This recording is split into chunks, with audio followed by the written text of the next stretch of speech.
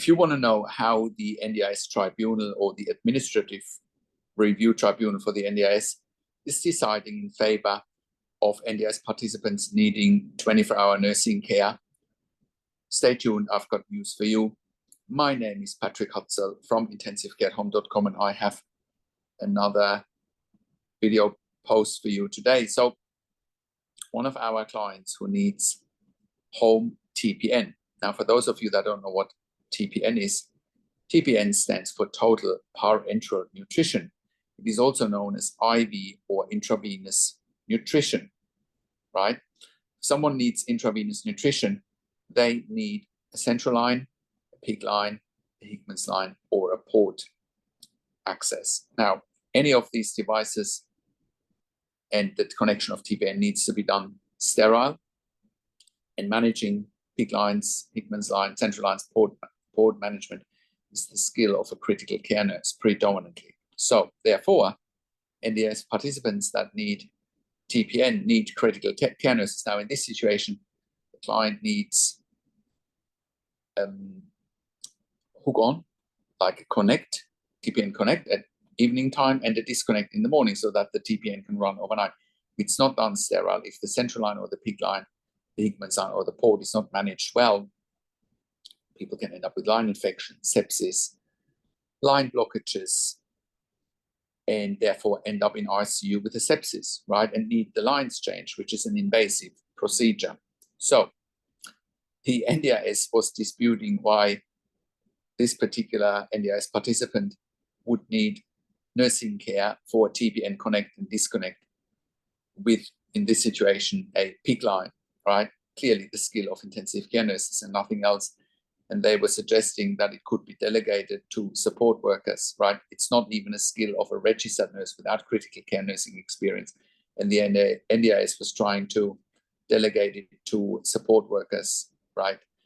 I mean, the client would probably be dead by now if this would be done by support workers. You know, you need to know how to prime the line, how to start the infusion pump, how to avoid air in line, how to avoid line blockages, you know, how to avoid or how to connect and disconnect sterile, flush the line correctly so that it's not blocking, and the list goes on. Sometimes we're also needing to take bloods, to check electrolytes and other blood results, and obviously the dressing of the line needs to be changed once a week under sterile conditions as well. So, you know, interestingly enough, the case was going to the Administrative Review Tribunal from the NDIS, and lo and behold, just about a week before the hearing was scheduled, with the NDIS providing quote-unquote evidence and us as a nursing service and registered nurses providing our evidence why this particular NDIS participant needs the nursing care. I read out the email from the client's NDIS support coordinator. By the way, it's a great NDIS support coordinator, but I obviously don't want to mention names here. He sent an email a couple of days ago and he says, "Hi Patrick, we received an offer from the NDIS late last week. They have offered to provide all the supports we have requested and to resolve the Administrative Review Tribunal application." Right. They have done this on the condition that we can prove over the next 12 months that 4 hours per day of nursing is necessary, right? And 4 hours a day of nursing is necessary simply because it takes about 2 hours hook on and then 2 hours hook off. But it's also a case of if it doesn't take 2 hours, we need to offer 2 hours minimum engagement because we are competing against nurses going into hospitals for 8-hour shifts, 12-hour shifts, or going to some of our other clients for 8-hour shifts or 12-hour shifts. So we need to offer them something to use their highly specialized skill for our clients to keep them out of hospital and maximize their quality of life. So it is completely ridiculous the amount of money the NDIS wasted on lawyers and trying to provide evidence which wasn't there in the first place, and looking at our evidence with nursing assessments and OT assessments, right? And then giving in a week before the hearing. The money they spent on lawyers and delaying a decision, not that care was ever interrupted for this client while the case was in front of the administrative NDIS review tribunal. But it just goes to show that, too many bureaucrats are just going to ruin the NDIS. Now, just also what it comes down to, just for anyone watching this, when will the NDIS fund nursing care? The NDIS will fund nursing care if one of the NDIS diagnoses that are listed on their website are leading to a disability that requires nursing care. So in this situation, the client has a very rare Bardet-Biedl syndrome that leads to gastroparesis, which means that there's the bowels and the stomach are paralyzed, i.e. food is not being digested, which leads the client to needing TPN or IV nutrition. And as long as that's on the diagnosis list of the NDIS will fund nursing care. It's as simple as that. It's always been like that. And as long as legislation is not going to change, it will continue like that. So I hope that explains the ART situation to anyone that's interested in this topic. Also, we've had other clients go to the ART, or in the past it used to be the AAT, up until October last year. And the interesting part here is that all of our clients that have gone to the ART or AAT, the NDIS tribunal has always decided in the client's favor to get, in other situations, 24-hour nursing care for ventilation, tracheostomy, BiPAP ventilation, pitch tube, seizure management. It's never been denied. So, if you're watching this and your NDIS support coordinator is telling you can't have funding for nursing care, it's a lie. We would not be in business if it wasn't true. Most of our clients have 24-hour funded NDIS funded nursing care. So, don't let anyone tell you what's possible, because our clients have 24-hour nursing care for conditions such as Rett syndrome, MND, cerebral palsy, but also spinal injuries, but also home TPN for gastroparesis or Ehlers-Danlos syndrome. Don't let anyone tell you what's possible and what isn't possible. We have shown what's possible for our clients over and over and over again. So, with all of that said, with intensive care at home, we're currently sending our critical care nurses into the home 24 hours a day. Therefore, we are providing a genuine alternative to a long-term stay in intensive care for ventilation, tracheostomy, home BiPAP, home CPAP, ventilation without tracheostomy, tracheostomy without ventilation, home TPN, home IV potassium infusions, home IV magnesium infusions, IV fluids, and IV antibiotics. We're also providing ventilation weaning at home. We're also providing central line management, peak line management, Hickman's line management, as well as port management at home. We're also providing nasogastric tube, PEG tube management at home, as well as palliative care nursing services at home. We're also sending our critical care nurses into the home for emergency department bypass services. We have done so successfully as part of the Western Sydney Local Area Health District, their In Touch program, saving approximately $2,000 per patient that we keep at home instead of going to the emergency department. Therefore, we're also in a position to cut the cost of an intensive care bed by around 50%. An intensive care bed costs around $5,000 to $6,000 per bed day. Our service costs between $2,500 to $3,000 per day. And we're freeing up the most sought after bed in the hospital, which is the intensive care bed. Most importantly, we're improving the quality of life for patients and their families, which is a win-win situation for all stakeholders. With intensive care at home, we're currently operating all around Australia, in all major capital cities, as well as in all regional and rural areas. We are an NDIS approved service provider all around Australia, TAC and WorkSafe in Victoria, iCare in New South Wales, NIISQ in Queensland, as well as the Department of Veteran Affairs all around Australia. Our clients and we as a provider have also received funding through public hospitals, private health funds, as well as departments of health. We are the only service provider in Australia that has achieved third-party accreditation for intensive care at home in 2025. We have been achieving this high level of accreditation since 2012.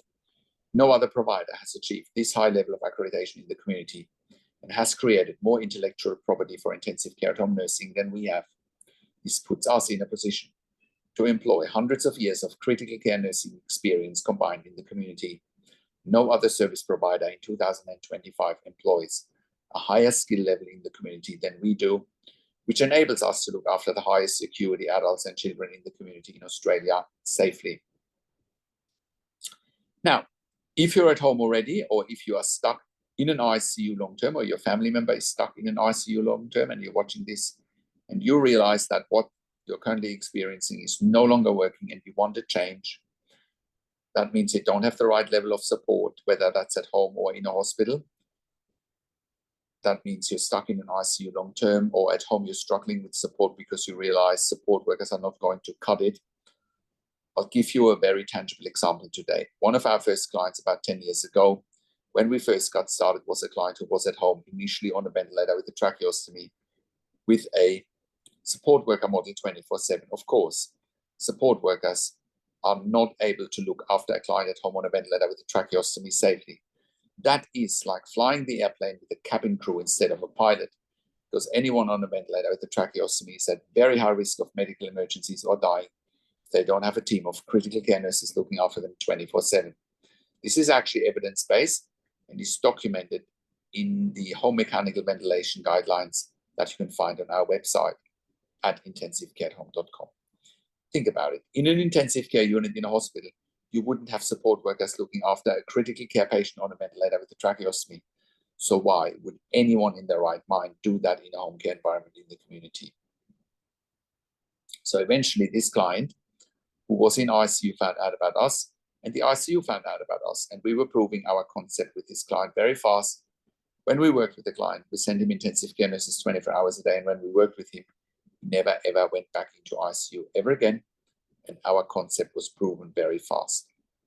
We can do the same for you if you're not safe at home, which includes the advocacy for funding that goes along with it. We have always successfully advocated for our clients.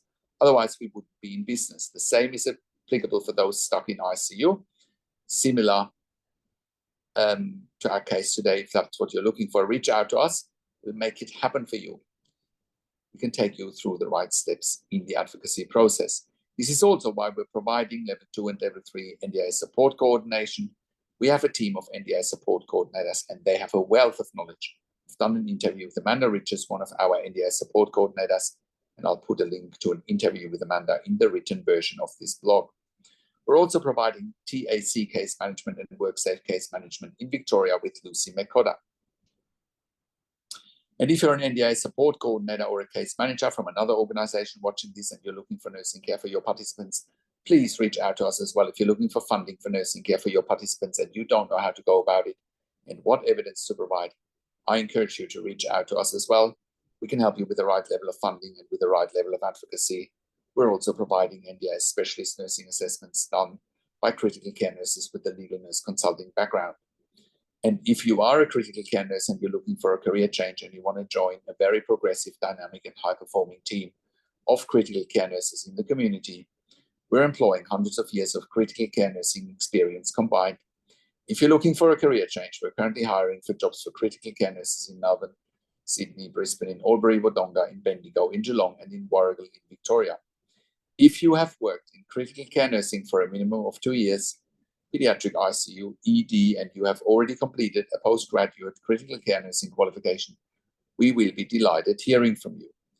I have a disclaimer, because we are offering a tailor-made solution for our clients, which includes regular staff. Our clients also do want the same staff coming over and over again, because they are so vulnerable and so special, and that's why we need regular staff. So if you're looking for agency work where you can come and go, this will not be the right fit for you. We're looking for consistency, and our clients are looking for consistency. So please only apply with us if you can give us a regular and consistent availability for shifts, and you're really keen on building relationships with us and with our clients. If you're an intensive care specialist or an ED specialist, we also want to hear from you. We are currently expanding our medical team as well. We can also help you eliminate your bed blocks in ICU and in your ED for long-term patients or for your regularly readmitting patients with our critical care nursing team at home. We're here to help you take the pressure off your ICU and ED beds, and in most cases, you won't even pay for it. Even if you do pay for it, it is much more cost-effective than what you're paying in ICU and ED for, and you get the same level of care. And if you're a hospital executive watching this and you have bed blocks in your ICU, ED, and respiratory wards, home TPN, of course, please reach out to us as well. We can help you eliminate your bed blocks very fast. If you're in the US or in the UK and you're watching this and you need help, we want to hear from you as well. We can help you there privately with one-on-one consulting and hiring nurses privately. Once again, our website is intensivecareathome.com. Call us on one of the numbers on the top of our website or simply send us an email to info@intensivecareathome.com. And if you like my videos, subscribe to my YouTube channel for regular updates for families with intensive care at home and intensive care. Click the like, click the notification bell, share the video with your friends and families, and comment below what you learned about this video and what you want to see next. Thank you so much for watching. This is Patrick Hutzel from intensivecareathome.com, and I will talk to you in a few days. Take care for now.